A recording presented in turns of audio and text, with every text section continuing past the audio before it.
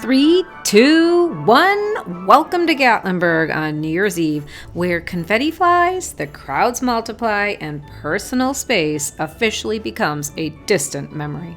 Welcome to Bear Facts, where we explore the Smoky Mountains one bear fact at a time. In this video, we're diving headfirst into how Gatlinburg rings in the new year, what you should realistically expect if you plan on attending, where to stand if you actually want to see something besides the back of someone's head, and where to stay if sleeping in your car isn't part of your vacation plans. From street closures and snack strategies to balcony views and crowd survival tips. Consider this your friendly guide to one of the busiest nights of the year in the Smokies. Gatlinburg is already one of the most magical places in the country, but on New Year's Eve, that magic comes with a side of chaos. The visitors start rolling into the Smoky Mountains the week after Christmas, and by the time New Year's Eve arrives, the population swells so dramatically that the locals lovingly refer to it as Hell Week. Traffic crawls, sidewalks overflow, and every square foot of the town feels occupied by someone holding on to moonshine bottle cases, juggling coffees, or wrangling a toddler as they desperately try to get the perfect selfie next to the cute snowman. The main New Year's celebration happens right in the center of Gatlinburg, beneath the towering Space Needle, which stands about 200 feet above the Parkway. The Space Needle resonates with the city's proud history, with its steel frame acting like a heartbeat monitor for Gatlinburg, pulsing brighter during the moments of celebration, and standing steady through decades of change. And if you look up, you might actually see them as they drag the ball up to the top, announcing to the world that New Year's Eve, it's on its way. The footage you're seeing was obviously taken last year, so things can change, but the overall vibe remains the same.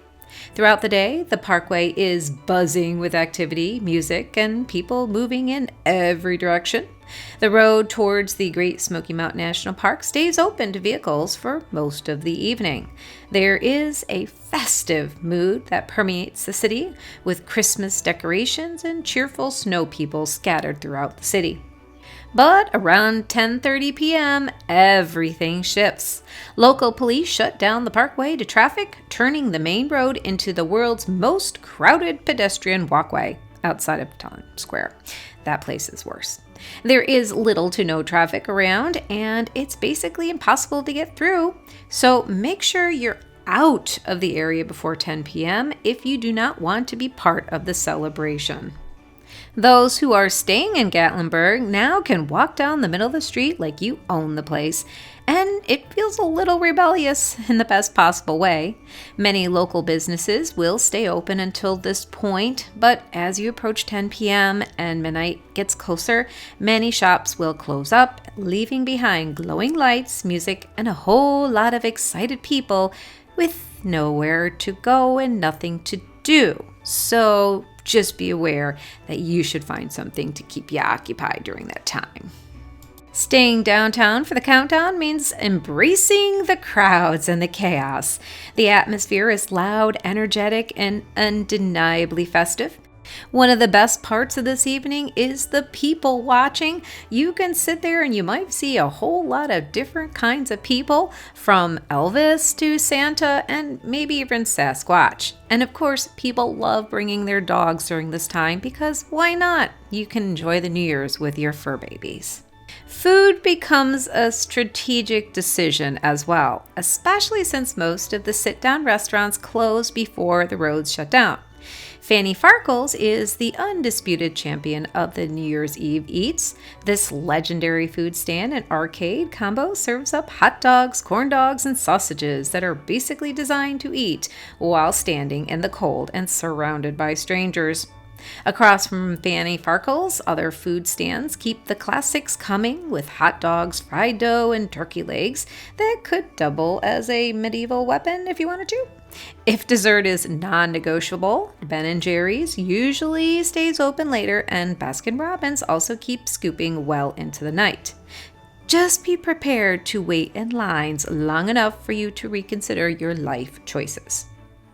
Once the streets are fully closed, Guests continue to wander, soaking in the lights, music, and that unmistakable feeling that everyone is counting down to the same moment.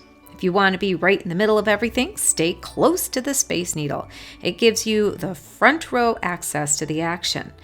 But the one thing, if you're really that close, you can't see some of the drones that they'll have in the background, so you might want to kind of take a step back.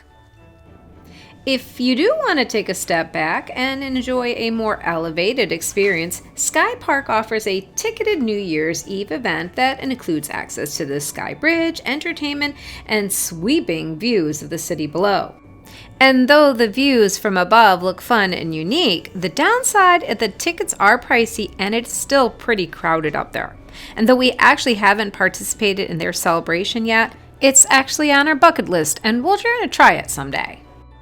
Another place that you can actually view the Space Needle from is up on top of the mountain, the Park Vista Hotel. They host their own New Year's celebration event. Here you can actually see from high above as the drones and the fireworks go off.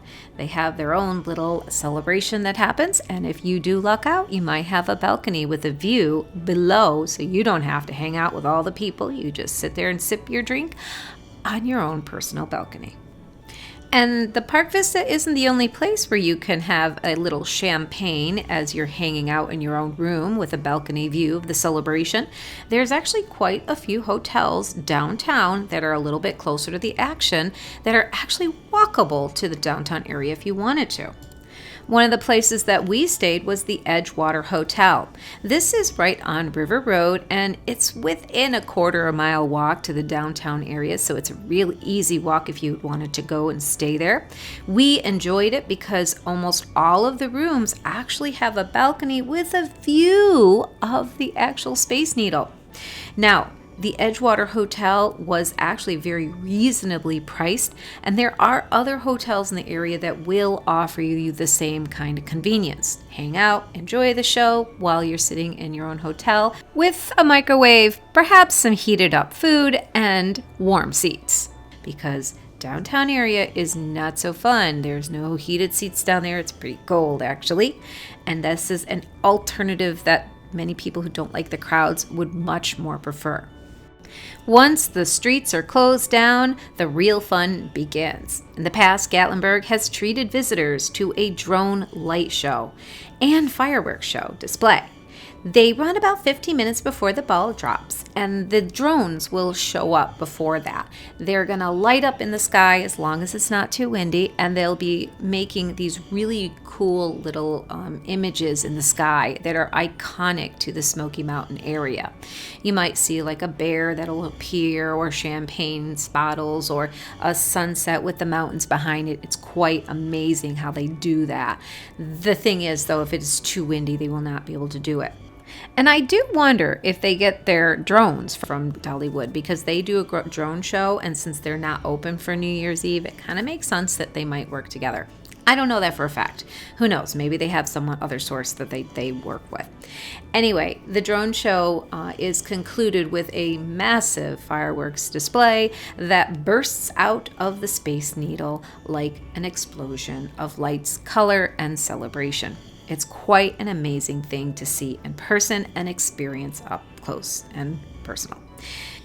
Okay, so let's talk about ways in which you can survive and maybe actually enjoy the experience, because yes, the crowds downtown are going to be atrocious. So first thing first, if you're not going to stay in a hotel, then you do need to consider where to park your car. And there's actually a lot of places in which you can park your car right on the Parkway. Personally, though, I would suggest that you avoid parking anywhere on the Parkway, because when everyone needs to leave, they're all leaving at the same time, and it's a major bottleneck. So 2 places that I highly consider. One would be the public parking garage that is on the corner of 341 and 441, and the other one is the public parking garage that is behind the Ripley's Aquarium. Not only are both those places inexpensive because they lock in the rate at $10 a car regardless, they don't price gouge you here, but also they have access to a red light.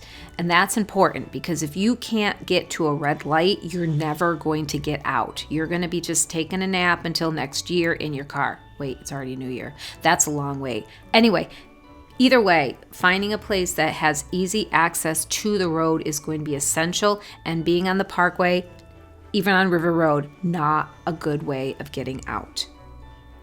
The next thing I'm going to talk about is what to wear. The Smoky Mountains region technically is in the south, but I don't care what anyone says. It's cold. It's bitterly cold in the winter. And if you don't bring proper layers, you are going to freeze your behind. And let me tell you, it does get cold. Bring comfortable shoes because you will be doing a lot of walking. There's very few places to sit and relax unless you bring a chair. Some people actually do that, believe it or not. And definitely gloves, scarves, layers, very important because it does get very cold here. The next tip I'm going to give you is going to be probably one of the most important ones. All right, and that is to bring extra wipes or tissues in a small baggie because the public restrooms take a serious beating and often run out of supplies long before the night is over. So there are actually a few rest areas that are open all night. But I would definitely bring extra supplies. I'm going to run down some of the main areas which you might find a restroom that has more than one stall. One of them is in the Reagan Terrace Plaza. Another one is at the Conference Center main entrance right behind the large Gatlinburg sign. There is another one at the public garage on the main street right across from Old Red. And there are facilities at the old Smoky Mountain Moonshine Plaza. There is also one more in the very back of the village. I would also, and I know I've mentioned this, consider eating a full meal before the countdown because there are very few places that are open and all these are going to be snacky things. Another thing is I would consider bringing your own drink because once again, you're going to struggle finding places that will offer you drinks, especially coffee. Coffee becomes a rare and difficult commodity to come by. And remember, you still need to get through midnight. And then if you're driving, wow, that's another whole other story. So I would definitely bring water with you or soda or a thermos with coffee. Don't bring liquor though, okay? Gatlinburg is considered a dry city and open containers of liquor are not allowed, okay? And if you are down there and you do want to partake in something, there are places like the Moonshine Cider and wineries are often open a little later for sampling. And you can obviously hang out at one of the bars and drink there, but open alcohol is not allowed. So the only spirits allowed in Gatlinburg are the spirits that lift your mood, provide a sparkle to enjoy the mountain magic, and the courage to survive the crowds. In the end, celebrating New Year's Eve in Gatlinburg is a mixture of magic and madness. You'll trade your personal space for unforgettable energy. You're going to give up quiet moments at home for bright lights and booming fireworks. And you're also going to give up the convenience of being able to just roll off your couch into the bed for memories that you'll talk about long after the confetti is gone. So, if you plan ahead, pace yourself, and lean into the chaos, ringing in the New Year's beneath the Space Needle can be a truly special way to start the year on a high note. I hope this video helps you plan for your visit to the Smoky Mountains. You're getting an honest review from our personal experiences, but facts and things change, so please keep us in the loop if you learn anything new and want to share your experiences in the comments. Thanks again for visiting us at Fairfax of the Smoky Mountains. Please click that like button and subscribe to